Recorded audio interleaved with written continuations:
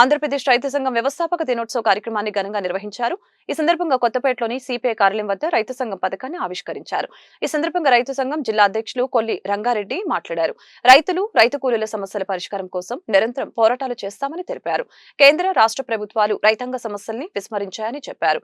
రైతులకి సకాలంలో విత్తనాలు, ఎరువులు అందించాలని సూచించారు.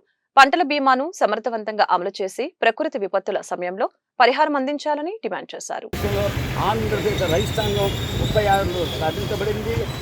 అప్పటి నుంచి ఇప్పటికి కూడా మరి సెప్టెంబర్ 1వ తారీఖు రైతాంగం నియమిస్తూ పంటలు గిట్టుబాటు రేట్ ఇవ్వాలి, మరి ఢిల్లీలో 13 నెలలు పోరాటం చేసిన ఆ పోరాట చట్టాలను అమలుపరచాలి, స్వామినాథన్ కమిషన్ అమలు జరపాలి, కౌలు రైతులు కార్డులు ఇచ్చి రుణాలు ఇవ్వాలి, పంట నష్టపోయిన కౌలుదారులు పంట నష్టపరిహారం ఇవ్వాలి, దేవాలయ భూములు చేసే వాళ్ళకు కూడా మరి కార్డులు ఇచ్చి రుణాలు ఇవ్వాలి, పంట నష్టపోయిన రైతాంగానికి దేశవ్యాప్తంగా అనేక రకాలుగా మరి గవర్నమెంట్ కూడా ఇన్సూరెన్స్ చేసామని చెప్పి ఏ రైతు కూడా నష్టపరిహారం రాలేదు.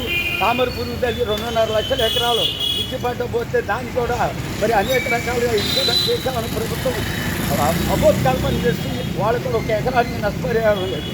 దాంతో భాగంగా ఆంధ్రప్రదేశ్ రైతు సంఘం మరి జాతీయ స్థాయిలో ఈరోజు మరి జిల్లా రైతు సంఘం ఆఫీసు వద్ద భారత కమ్యూనిస్ట్ పార్టీ మరియు అట్లానే అందరూ కలిసి ఈ పోరాటాన్ని ముందుకు తీసుకెళ్ళాలి. జెండా ఎత్తుతున్నాను.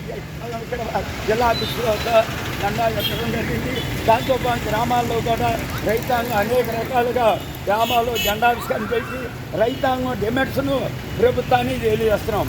నిన్న మొన్న భారీ ఎత్తున వర్షాలు పడి అనేక ప్రాంతాల్లో కూడా మరి అనేక ప్రాంతాల్లో కాలువలకి గళ్ళు పడి గతం అనేక 4-5 సంవత్సరానికి కూడా గుంటూరు ఛానల్కి 4-5 సార్లు గళ్ళు పట్టి ప్రభుత్వాన్ని తెలియజేసిన నిమ్మకి నీరెత్తినట్టు వాటిని పట్టించుకోవడం వల్ల ఇవాళ రత్నాల చెరువు దగ్గర గుంటూరు ఛానల్ గండిపడి అనేక రకాలుగా ప్రజలకి పంటలకు ఎంతో నష్టం ఉంది.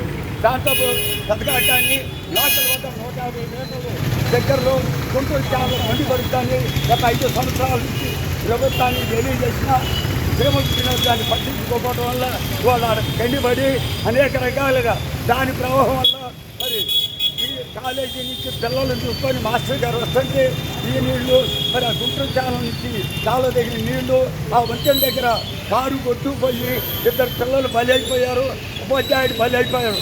ప్రభుత్వం నిర్లక్ష్యం వల్ల ఇవన్నీ జరుగుతున్నాయి. మరి ఇరిగేషన్ గత 5 సంవత్సరాలు కూడా ఇరిగేషన్ పాపాను పోలేదు.